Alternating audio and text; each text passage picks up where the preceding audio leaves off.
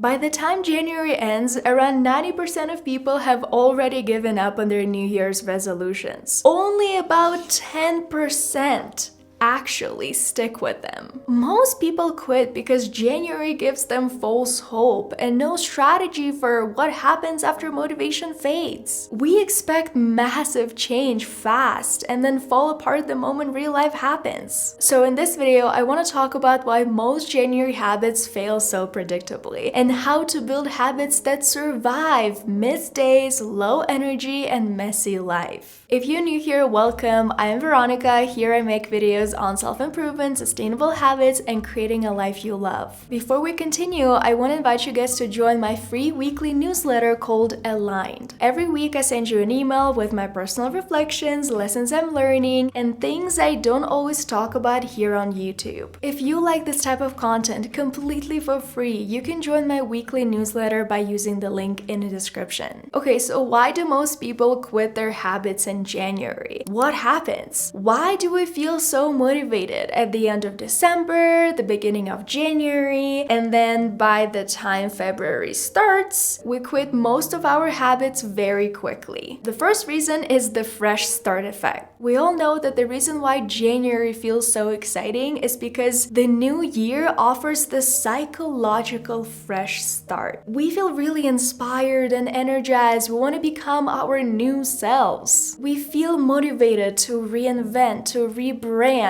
to finally become perfect. But this excitement also becomes the reason why most of us set extremely unrealistic goals for ourselves. And this is a really widespread phenomenon called the false hope syndrome. We think that in January we're gonna become a completely new person fast, and then reality taps you on the shoulder 2 weeks later. We aim impossibly high, and I know it often feels extremely motivating. Let's say you set a new goal, you want to read 5 books a month. This sounds exciting, you imagine yourself being a reader, but if you really think about it, you don't really read much in your everyday life. Like, the only type of reading you do is the comment section on TikTok. And so oftentimes what happens in this situation is you set this overly ambitious goal for yourself, and then probably maybe you read a book or 2 books a month, and then you just feel all of this pressure to achieve this goal every single month. This goal that sounds extremely unrealistic for you, for your schedule. I know on paper it looks amazing, it sounds amazing, but we often get so upset when we don't meet those ideals. Maybe you're a person who doesn't really read much, but you want to change that. And so jumping from 0 books a month to 5 books a month is a lot. So maybe it would be better to say, okay, my goal is to read 1 book every 2 months, because this sounds extremely realistic and extremely easy for most people, especially if it's a very short book. And then by achieving this goal every 2 months, you're gonna start building momentum, confidence, and trust in yourself. And then obviously you can always change your goal. It doesn't have to stay the same. Eventually you can change it to, okay, I want to read 1 book a month, maybe 2 books a month. But after you've built all of those momentum, after you've proven to yourself that you can do it. Another big issue that I see in January very often is that most of us set goals out of tradition, not genuine commitment. You know, January 1st feels like the time to declare a goal. Everyone else is doing it, so I should be doing it too. Even if your heart isn't fully in it, or maybe the timing is not really right for you, making a change because you truly want it is very different from doing it just because it's January 1st. I heard something really funny from a friend recently. She told me that for her, December feels like a big Friday. She usually feels really overwhelmed and she keeps on procrastinating until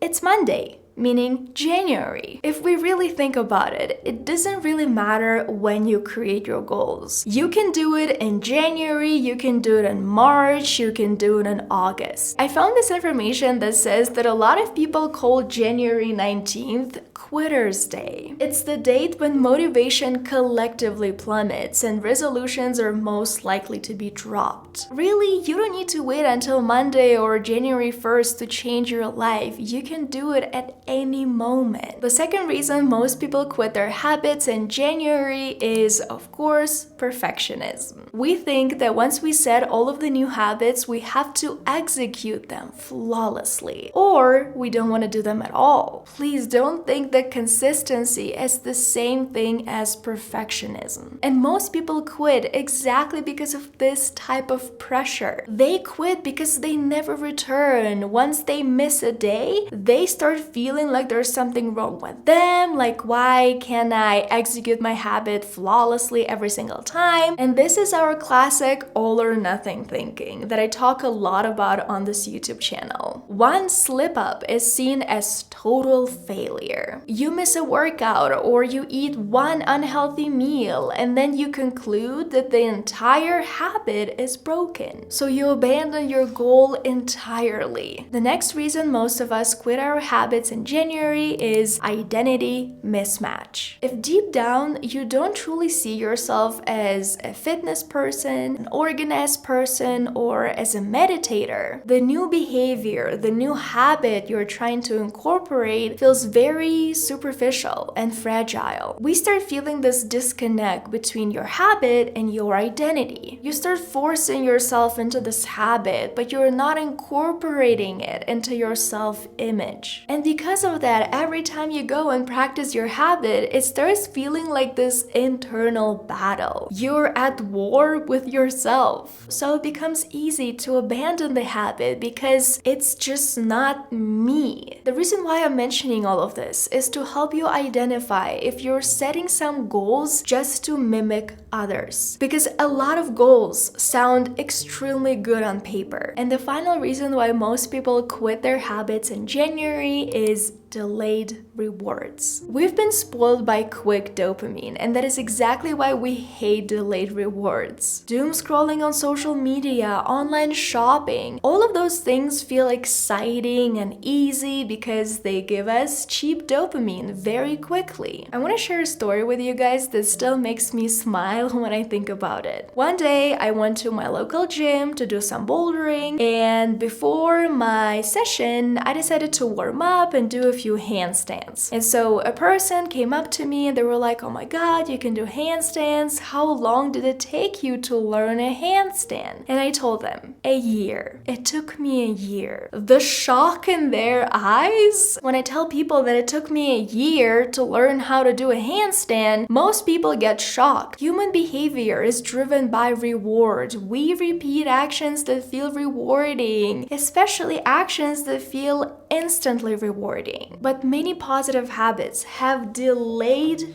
rewards, like weight loss, muscle gain, improved concentration, and immediate discomfort, like soreness, waking up early, or mental effort. And so that is one of the biggest reasons we quit our positive habits. Now we're so used to getting rewards quickly and not really feeling any discomfort. And so when it comes to changing your life and doing something positive for yourself, we don't really want to deal with these things. Now let's talk about what you can do to not be like one of those people who quit all of their habits in January. The first thing is start small with minimum viable habits. I know in January it feels really tempting to dive in at full intensity because everyone else is doing something exciting, so let me change my life 180 and let me be finally perfect. But sustainable habits are built from minimum viable versions of them first, the tiniest version of the habit that still counts. This might mean just 20 minutes at the gym instead of an hour. And I know most of us don't want to do it, like I used to be that person too. If I go to the gym and only exercise for 20 minutes, somehow I thought that it doesn't count. But it does. It counts because it helps you build momentum and associate positive emotions with this habit. By shrinking a habit to a no excuse size, you make sure that you show up regularly. And this reinforces your identity, even in a small way. I'm someone who exercises. The next thing you can do to help yourself with your new habits so that you don't quit is habit stack your behaviors into existing routines. We're all familiar with this. After I eat, I go wash the dishes. This feels automatic to most of us, but this is an amazing example of habit stacking. Let's say for me personally, it's after I finish work, I go exercise. I don't like exercising in the morning. I know it's not for me, and so I usually do it in the evening. The old habit working cues the new one. I don't need to think about it much. I don't need to intellectualize it every single day. Do I want to work out today? Do I not want to work out today? After I finish work, I go and move my body, at least a little bit. The key here is choosing the right trigger, something that's already a solid part of your day. This new habit becomes embedded in the things that you do regardless. The next thing that I find extremely helpful when it comes to my new habits is trying choice architecture. A very basic example, if you don't want to eat unhealthy, don't keep any unhealthy snacks at home. You're engineering your environment for success instead of relying on your willpower, on your discipline all the time. If you want to read nightly, you can put a book on your pillow. Recently, I realized that just putting my e-reader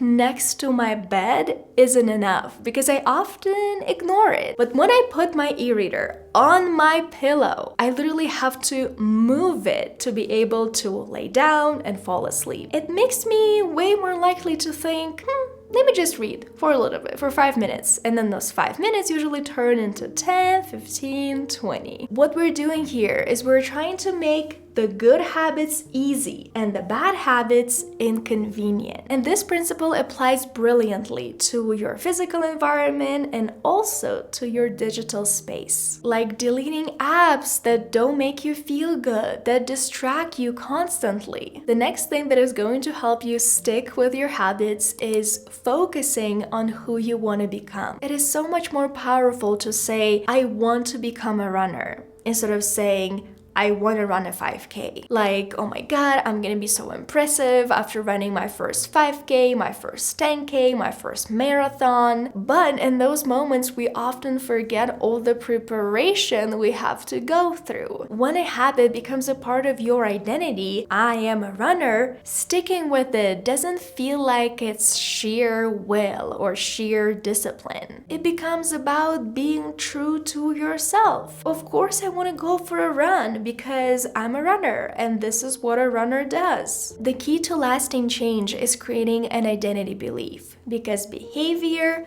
follows identity. We all know this from Atomic Habits by James Clear. It's literally the foundation. It's how you build habits that last. And I really like this approach because it helps you avoid the trap of constantly chasing outcomes only. Instead, this approach helps you feel satisfied because you're living out your values. You're living out your true identity, which is inherently extremely motivating. Alright, and finally, one more thing that is going to help you stick with your habits is zooming out and tracking. I printed out a screenshot of the full 2025 calendar because I wanted to see my consistency on this YouTube channel, like how many videos I actually posted, because for me in 2025, I was still posting videos on 2 of my YouTube channels. Zooming out like that and actually, measuring, tracking using the pink marker, all of that helped me realize that in 2025, I wasn't really super consistent on this YouTube channel, and I know why. I can now use it as data to understand what I need to do this year. With this zoomed out view, I can see that my consistency wasn't the best. I like to have a separate calendar for each habit because this way, I only see my consistency for this particular habit. Also, if you want to track your weekly progress with all of your habits, with everything that you need to do, I highly recommend getting my weekly planner. This is honestly something that I use every single day. You can use it on your devices if it's better for you, or just like me, you can just print out a new sheet every single week. The link to get my weekly planner is going to be in the description as well. And now that you know why most people will quit their habits in January and how to not be one of them, the next step is understanding what habits make your nervous system feel unsafe and how to protect your energy. So to learn what all those habits are, click here. Otherwise, thank you so much for watching. Like and subscribe if you can, and I'll see you in my next video.